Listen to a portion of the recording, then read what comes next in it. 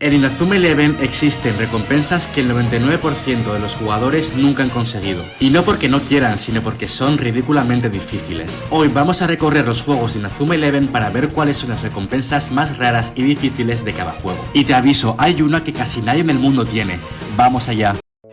Empezamos con Inazuma Eleven 1, y aunque no me gustaría pasar demasiado tiempo con este juego, me gustaría hablar del tiro Chispa Draco, que para conseguirlo había que ir al último piso del Instituto Raimon para hablar con varios NPC en un orden específico y formar la palabra Chispa Draco con las primeras sílabas de los diálogos. Y si te equivocabas una vez, tenías que empezar de nuevo. Y obviamente solo podrás ir a esos sitios con las descargas Wi-Fi. Ahora pasamos a Inazuma Eleven 2 y aquí ya encontramos algunas cosillas más. Si habéis jugado este juego sabréis que hay algo muy difícil de conseguir, los talentos. Habilidades muy rotas que mejoran a los jugadores y aumentan sus estadísticas. Las más difíciles tienen un 5% de probabilidad y son las siguientes: fuerza de tiro, fuerza veloz, fuerza ofensiva, fuerza defensiva, vamos todos y ultra técnica.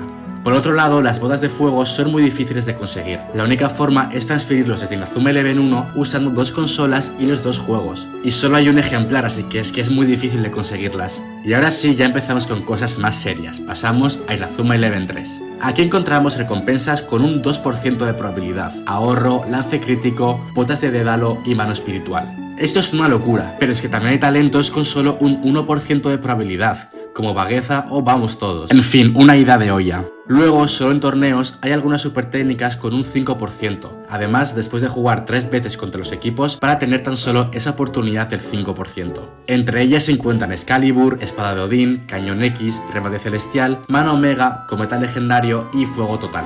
Y bueno, luego en los torneos también hay un 1% de que te toque esta chapa, pero vaya, a nadie le importa.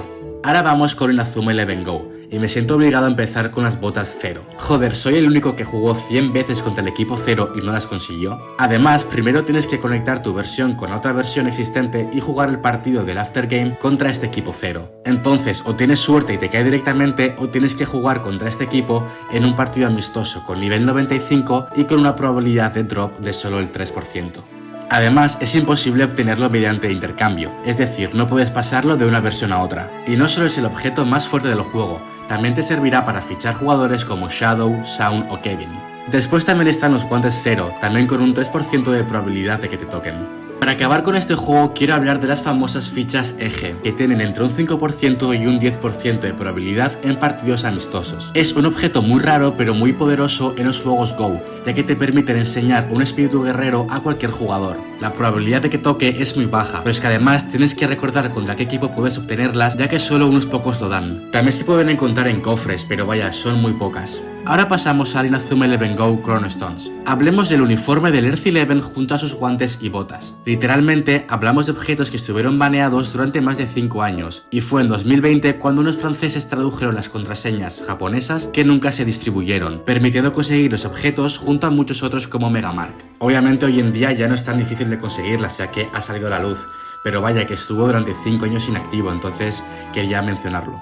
Y finalmente llegamos a Inazuma Eleven Go Galaxy, aunque nunca saliera en España. Aquí los objetos más difíciles son de rutas nivel 99, no solo por la dificultad, sino por la tasa de drop del 10%. Aquí podremos encontrar técnicas como Caída Galáctica, Impulso del Ataque Definitivo o Tierra Infinita. También colgantes como el Ragnarok. Aún me acuerdo cuando tenía 12 años y más de 200 horas de juego en los videojuegos. Y recuerdo cómo quería crear el equipo más poderoso del mundo, mi equipo definitivo. Para ello me acuerdo estar obsesionado con recompensas, con uniformes, con todo. Quería que todo fuese perfecto. Por ello, aunque sea durante 5 o 10 minutos, quería volver a esos tiempos en los que nos pasábamos horas y horas consiguiendo un simple colgante o talentos para crear nuestro mejor equipo. Pero ahora quiero leeros, quiero saber qué pensáis de esas super técnicas, de esos colgantes, etc. Si tuvisteis el mismo problema que yo, es que solo soy muy malo, o si me he dejado algo fundamental fuera del vídeo. Como siempre os voy a estar leyendo, dejad un like si os ha gustado el vídeo y nada, viva Inazuma Eleven, adiós.